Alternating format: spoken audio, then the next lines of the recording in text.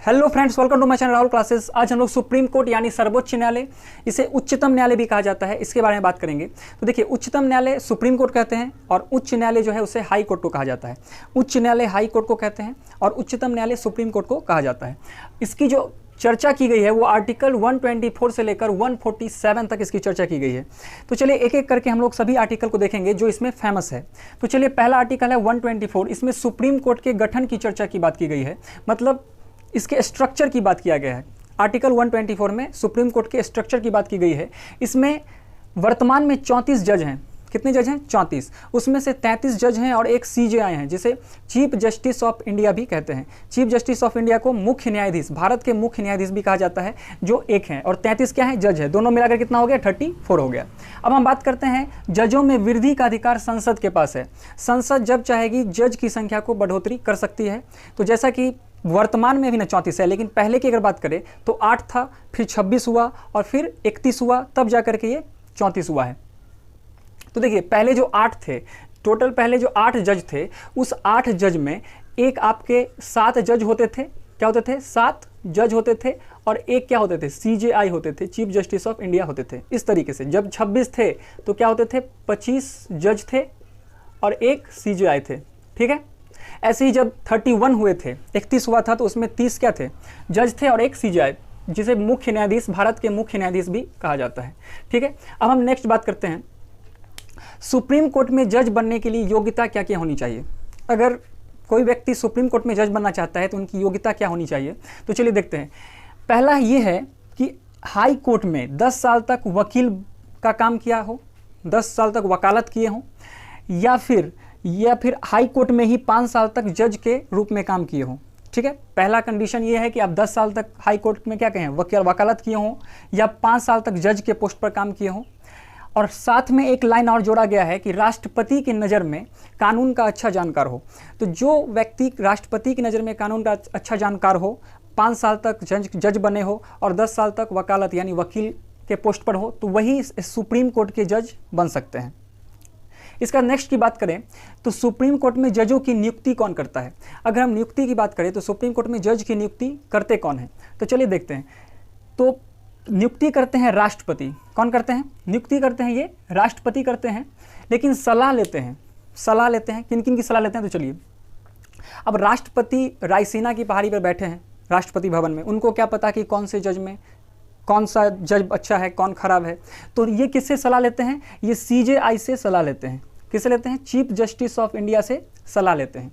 और इसके बाद चीफ जस्टिस ऑफ इंडिया जो है वो सीजेएच से सलाह लेते हैं, यानी हाई कोर्ट के chief justice of high court इसे कहा जाता है। यानी हाई कोर्ट में जो मुख्य होते हैं उन्हें सीजेएच कहते हैं, और जो पूरे सुप्रीम कोर्ट के हेड होते हैं उन्हें सीजेआई कहा जाता है। ठीक है। तो इनकी ये सलाह लेकर जज की नियुक्ति कर देते हैं कि चलिए कौन सा। देखिए, सीजेएच वाले जो हैं, जैसे कि हाई कोर्ट में हम बोले ना, हाई कोर्ट में 10 साल तक वकील बने हो, इसके बाद 5 साल तक जज बने हो, तो राष्ट्रपति को तो नहीं पता है कि सभी जज राजस्थान वाले हाई कोर्ट में कौन अच्छा है, इलाहाबाद में कौन अच्छा है, इन्हें तो नहीं पता है। वो सीजेआई को भी उतना पता नहीं है, ये तो सिर्फ सुप्रीम कोर्ट में देखते हैं। तो वो किससे सलाह लेते हैं? सीजेएच, जो हाई कोर्ट के जो मेन जज होते हैं उन्हें सीजेएच कहते हैं, chief justice of high court. उनसे वो सलाह लेते हैं और बोलते हैं, लिस्ट लेते हैं, और उसमें से जिनको चुनना हो वो चूज करके राष्ट्रपति को देते हैं और राष्ट्रपति उन्हें नियुक्त कर देते हैं सुप्रीम कोर्ट के जज के लिए। अब हम बात करते हैं सीजेआई की नियुक्ति कौन करते हैं। देखिए, ये तो सुप्रीम कोर्ट के जज की नियुक्ति हुई, लेकिन एक समय ऐसा भी आएगा जो सीजेआई भी कहीं ना कहीं रिटायर होंगे, वो भी चले जाएंगे, तो उनकी नियुक्ति कौन करेंगे। तो देखिए, कंडीशन ये है कि सीजेआई जब जाए वही बता दे कि कौन इसके बाद बनेंगे, और अगर जो सीनियर होगा वो सीनियर कहेगा हम ही बन जाएंगे सीजेआई, तो दिक्कत हो जाएगा। तो इसलिए सीजेआई की भी नियुक्ति राष्ट्रपति करते हैं, लेकिन ये सहायता लेते हैं कोलोजियम की। कोलोजियम उसे कहते हैं जो सुप्रीम कोर्ट के 5 सीनियर जज होते हैं। 5 सीनियर जज का एक बेंच होता है, उसे ही कोलोजियम कहते हैं। ये 5 सीनियर जो जज होते हैं वही डिसीजन लेते हैं कि कौन सीजेआई नेक्स्ट बनेगा। ठीक है। तो आप यहाँ समझ में आ गए। देखिए, सुप्रीम कोर्ट की जज की नियुक्ति राष्ट्रपति ही करते हैं, लेकिन सलाह किससे लेते हैं? सीजेआई और सीजेएच से, यानी chief justice of high court से सलाह लेते हैं। और सीजेआई की जो नियुक्ति करते हैं वो भी राष्ट्रपति ही करते हैं, लेकिन कोलोजियम की सलाह लेते हैं। कोलोजियम उसे कहते हैं जो 5 जजों की, सीनियर जो जज होते हैं सुप्रीम कोर्ट के 5 सीनियर जज, उसकी वो सलाह लेते हैं। कोलोजियम उसे ही कहा जाता है। अब बात करते हैं, जजों को हटाने के लिए महाभियोग लाया जाता है। जजों को हटाने के लिए क्या लाया जाता है? महाभियोग लाया जाता है। महाभियोग एक्चुअली शब्द जो है ये राष्ट्रपति के लिए ही लाया जाता है महाभियोग, लेकिन जो महाभियोग की प्रक्रिया राष्ट्रपति को हटाने की जाती है वही प्रक्रिया इन जजों को भी हटाने के लिए की जाती है। आप जनरली जाकर इन्हीं को नहीं हटा सकते, इन जज को नहीं हटा सकते, है ना। तो ये आपको पता होना चाहिए, जजों को हटाने के लिए महाभियोग जैसी प्रक्रिया लानी पड़ती है, ठीक है। महाभियोग हम राष्ट्रपति जब पढ़ाए थे उसमें हम पढ़ा दिए थे, अगर महाभियोग नहीं देखे हैं तो आप जाकर देखें, हम इसका लिंक डिस्क्रिप्शन में दे देंगे, आप वहाँ से जाकर महाभियोग को देख सकते हैं। इसके बाद देखिए सब आज तक किन्हीं पे ये महाभियोग लाया गया है, एक रामास्वामी थे, इन पे ये लाया गया था लेकिन वो पारित नहीं हो पाया। वो लाए तो महाभियोग लाया गया लेकिन पारित नहीं हो पाया था, रामास्वामी पर ये लाया गया था। इसके बाद हम बात करते हैं इनका जो कार्यकाल होता है, क्या होता है कार्यकाल, वो 65 वर्ष का होता है। देखिए इतनी चीज़ें जो हैं वो सिर्फ आर्टिकल 124 में बताया गया है कि पूरा स्ट्रक्चर के बारे में बताया गया है कि कैसे कैसे सुप्रीम कोर्ट में कैसे राष्ट्रपति नियुक्त करेंगे, किसकी सलाह लेंगे, हर चीज़ 124 में ही बताया गया है। अब चलिए देखते हैं नेक्स्ट आर्टिकल को। चलिए जानते हैं आर्टिकल 125, इसमें दिया गया है जजों के वेतन के बारे में बताया गया है। तो इनके जो वेतन है ये संचित निधि के द्वारा दिया जाता है। किसके द्वारा? संचित निधि, कॉन्सोलिडेटेड फंड के द्वारा दिया जाता है। तो जिन्हें भी संचित निधि यानी कॉन्सोलिडेटेड फंड के द्वारा दिया जाता है उनके वेतन से आप कटौती नहीं कर सकते। तो जजों के जितने भी वेतन दिए जाते हैं उन्हें कटौती नहीं किया जाता है।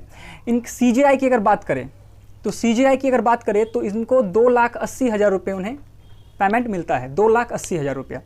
और जजों की बात करें, जो 33 जज थे उन सभी 33 जजों की बात करें तो वो उनसे हाई लेवल पे हैं। सीजेआई हाई लेवल पे है इसलिए उन्हें 2,80,000, और उनसे वो लो है इसलिए 2,50,000 इन्हें दिया जाता है। तो आप इनके वेतन के बारे में जान लीजिए कि इनकी वेतन में कटौती नहीं की जाती है, ठीक है। नेक्स्ट बात करें तो आर्टिकल 126 की बात करें तो कार्यकारी मुख्य न्यायाधीश, कहने का मतलब है कार्यकारी मुख्य न्यायाधीश क्या हुआ कि जैसे मान लीजिए कि अभी सीजेआई मान लीजिए 10 दिन की छुट्टी पे चले गए, सीजेआई के घर में किन्हीं की मान लीजिए शादी है और वो 10 दिन की छुट्टी के लिए चले गए, तो बड़ा पोस्ट है, खाली नहीं रख सकते आप। तो इसलिए 33 जो जज होते हैं, कितने जज? ये जो 33 जज होते हैं, क्योंकि सीजेआई तो आपके छुट्टी पे है, ये जो सीजेआई थे टोटल तो 34 होते हैं, तो एक जो आपके सीजेआई हैं वो तो छुट्टी पे चले गए हैं। तो 33 जज में से किन्हीं एक को फिलहाल कार्यकारी मुख्य न्यायाधीश के रूप में चुना जाता है, कि उनको कार्यकारी मुख्य न्यायाधीश के रूप में उनको चुन करके बैठा दिया जाता है कि वो जो डिसीजन सीजेआई लेते थे वही डिसीजन इनमें से जो चूज करके भेजा जाएगा वो लेंगे, ठीक है, वो डिसीजन लेंगे। उस जितने दिन तक रहेंगे सभी पावर का वो यूज़ करेंगे, सब कुछ जितना सीजेआई को पावर मिला हुआ है सभी यूज़ कर सकते हैं जो कार्यकारी मुख्य न्यायाधीश होंगे, लेकिन वो सदा के लिए नहीं रहेंगे, मतलब टेम्पररी रहते हैं वो। चलिए देखते हैं आर्टिकल 127, इसमें तदर्थ न्यायाधीश यानी एडहॉक जज की बात की गई है। तो देखिए हमने अभी आपको पिछले आर्टिकल में बताया कि 33 आपके क्या हैं जज हैं और एक क्या है सीजेआई हैं। तो सीजेआई अगर चले गए तो 33 जज में से कोई एक सीजेआई कार्यकारी मुख्य न्यायाधीश के रूप में आ जाएंगे। लेकिन कभी ये भी तो हो सकता है कि ये 33 जज में से ही किन्हीं को तबीयत खराब हो गया, कुछ कारणवश कम हो गया, चले गए, इनकी संख्या क्या हो जाएगी? अब कम हो जाएगी। तो जब इनकी संख्या कम हो जाएगी तो आर्टिकल 127 में तदर्थ न्यायाधीश यानी एडहॉक जज की बात की गई है कि इसमें यह कहा गया है कि सीजेआई जो हैं यानी चीफ जस्टिस ऑफ इंडिया जो हैं वो राष्ट्रपति से गुजारिश करेंगे कि देखिए हम सुप्रीम कोर्ट में क्या हो गया है, जजों की कमी हो गई है, तो राष्ट्रपति फिर किससे गुजारिश करेंगे? हाई कोर्ट के जो सीजेएच थे, chief justice of high court, उनसे वो गुजारिश करेंगे कि देखिए आप जितने आपके पास अगर एक्स्ट्रा में हैं तो आप उनको भेज दीजिए, यहाँ पे काम करना जरूरी है। तो इसके लिए क्या लाया जाता है? तदर्थ न्यायाधीश। ये किस में लिखा गया? 127 में। तो अब हाई कोर्ट जो है, हाई कोर्ट के जो सीजेएच हैं वो आपके लिस्ट देंगे कि देखिए ऐसे ऐसे यहाँ पे जो खाली है उनका लिस्ट देंगे। वो आप क्या करेंगे? राष्ट्रपति चुन करके कहाँ भेज देंगे? सुप्रीम कोर्ट में भेज देंगे। क्या वो सदा के लिए यहीं पे रहेंगे? नहीं, सदा के लिए नहीं, टेम्प्रोरी रहेंगे, जब तक काम होगा तब तक। एडहॉक जज यानी तदर्थ न्यायाधीश की बात की गई है। तो जब वो आएंगे सुप्रीम कोर्ट में काम करने के लिए तो ये पूरी तरह से सुप्रीम कोर्ट के जज नहीं रहेंगे, ये सिर्फ काम करने के लिए आए हैं, यानी एडहॉक जज के रूप में आए हैं। तो उनके नाम के पीछे एडहॉक लगा रहेगा, एडहॉक, है ना, एडहॉक लगा रहेगा, तो पता चलेगा कि ये सिर्फ टेम्प्रेरी आए हैं काम समाप्त करने के लिए, ठीक है। तो आर्टिकल 127 में ये कहा गया है। लेकिन यहाँ पे सबसे बड़ा बवाल ये है कि अगर मान लीजिए कि सुप्रीम कोर्ट, जितने भी सुप्रीम कोर्ट है, हाई कोर्ट जो है अपने भारत में, जितने भी हाई कोर्ट हैं वो हाई कोर्ट 25 हैं, और इस 25 हाई कोर्ट में से सभी बोले कि देखिए हमारे पास खुद नहीं है। क्या नहीं है? हमारे पास खुद नहीं है, हमारा खुद कमी है, कौन काम करेगा फिर? तो फिर दिक्कत हो जाएगा। तब क्या करेंगे आप? तो तब देखिए हमारा संविधान में लिखा है आर्टिकल 128, 128 में कहा गया है कि जो सुप्रीम कोर्ट से सेवानिवृत्त हो चुके हैं, जो जज पहले सुप्रीम कोर्ट के जज थे लेकिन वो क्या हो गए, रिटायर हो चुके हैं, सेवानिवृत्त हो गए हैं, उन जज को फिर से क्या करिए, मतलब वापस लाइए और उनको वही वेतन दीजिए, सब कुछ दीजिए और काम करवाइए, ठीक है। और ये जो तदर्थ न्यायाधीश हैं उनको भी वेतन वही दिया जाएगा जो सुप्रीम कोर्ट के जज, जो 33 जज को मिलता था, वही वेतन दिया जाएगा। तो देखिए, जब तदर्थ न्यायाधीश आ गए तब तो ठीक है, लेकिन सेवानिवृत्त भी कहा गया है, सेवानिवृत्त जो रिटायर हो चुके हैं वो चाहते हैं, वो जब सुप्रीम कोर्ट को काम पड़ेगा तो वो फिर वापस इसको बुला करके काम करवा सकते हैं, ठीक है। लेकिन सबसे पहले ये किया जाता है कि सबसे ज़्यादा कोशिश ये की जाती है कि आप तदर्थ न्यायाधीश यानी एडहॉक जज हाई कोर्ट से ही लाएं, क्योंकि सुप्रीम कोर्ट के जज जो रिटायर हैं वो तो सोचेंगे मेरा तो काम खत्म है, बस काम करने आए हैं, बस बहुत ज़्यादा घूसखोरी भी हो सकती है। लेकिन अगर जो तदर्थ न्यायाधीश के रूप में आएंगे, एडहॉक जज के रूप में आएंगे हाई कोर्ट से उठकर, तो वो चाहेंगे कि हम अच्छा काम करें ताकि हम सुप्रीम कोर्ट के ही जज बन जाए, है कि नहीं। तो इसलिए ज़्यादा प्रेफरेंस किनको दिया जाता है, तदर्थ न्यायाधीश को दिया जाता है। अगर नहीं है तब तो फिर सेवानिवृत्त को भी आप लाकर काम करवा सकते हैं, आर्टिकल 128 में कहा गया है। अब है अनुच्छेद 129 यानी सुप्रीम कोर्ट का अभिलेख न्यायालय।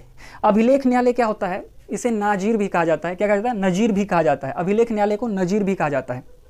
देखिए, जैसे मान लीजिए कि ये हमारा मोबाइल है, ठीक है, ये हमारा फ़ोन है, इस फ़ोन को मान लीजिए कोई आया और तोड़ दिया, कोई व्यक्ति आकर इसको तोड़ दिया, तो हम आप एग्जाम्पल समझा रहे हैं, छोटे से काम के लिए थोड़ी आप सुप्रीम कोर्ट जा सकते हैं, हमने आपको एग्जाम्पल समझा रहे हैं कि मान लीजिए ये केस सुप्रीम कोर्ट में पहुंचा और सुप्रीम कोर्ट के जज हैं वो सुनाए, उसको दंड दिए कि ये जो व्यक्ति फ़ोन तोड़ा है, ये जो फ़ोन तोड़ा है उसको जितना फ़ोन का प्राइस है इससे दुगुना उसको लगेगा, दुगुना प्राइस देना पड़ेगा।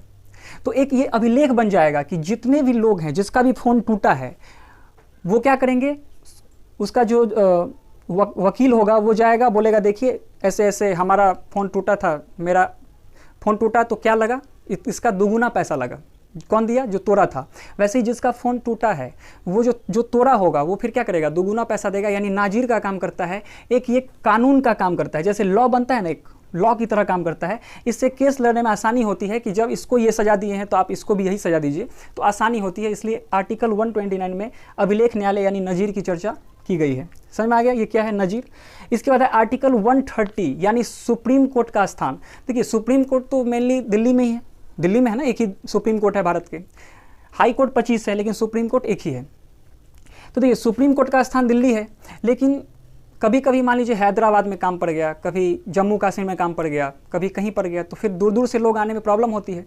तो इसलिए अगर सुप्रीम कोर्ट के जो CJI कहेंगे कि CJI जो चीफ जस्टिस ऑफ इंडिया है वो कहेंगे देखिए हैदराबाद में चलते हैं, कुछ जज को लेके जाएंगे, वहाँ पे वो काम कर सकते हैं। ऐसा ये कहा गया है आर्टिकल 130 में कि CJI के कहने पर राष्ट्रपति किसी अन्य शहर में भी इसका ब्रांच यानी खंडपीठ खोल सकते हैं। ब्रांच को खंडपीठ कहते हैं, क्या कहते हैं, खंडपीठ खोल सकते हैं। तो CJI के कहने पर भी खोल सकते हैं, अन्यथा अपने मन से राष्ट्रपति नहीं खोल लेंगे कि हाँ चलो यहाँ पे चलते हैं। तो सब काम अगर देखेंगे तो शुरू से आप देखेंगे तो CJI और हाई कोर्ट के जो CJH थे वही करते हैं। सुप्रीम कोर्ट का जो मुख्य न्यायाधीश सब का जो सिलेक्शन किए थे, नियुक्त किए थे, वो कौन किए थे, राष्ट्रपति किए थे। लेकिन सलाह किसका लिए थे, है ना, CJH का लिए थे और CJI का भी लिए थे, जो जज की नियुक्ति किए थे। तो राष्ट्रपति तो करते हैं लेकिन मेनली काम सब CJI और CJH ही करते हैं, वही चूज करके राष्ट्रपति को बताते हैं कि आप ये करिए ये करिए। तो आई होप आपको इतना समझ में आ गया होगा। इसका जो अब नेक्स्ट आर्टिकल सब है, जो फेमस आर्टिकल है वही हम लोग देखेंगे। तो जो फेमस आर्टिकल सब है उसको हम लोग नेक्स्ट क्लास में कवर करेंगे। तब तक के लिए good night, take care and bye, thank you.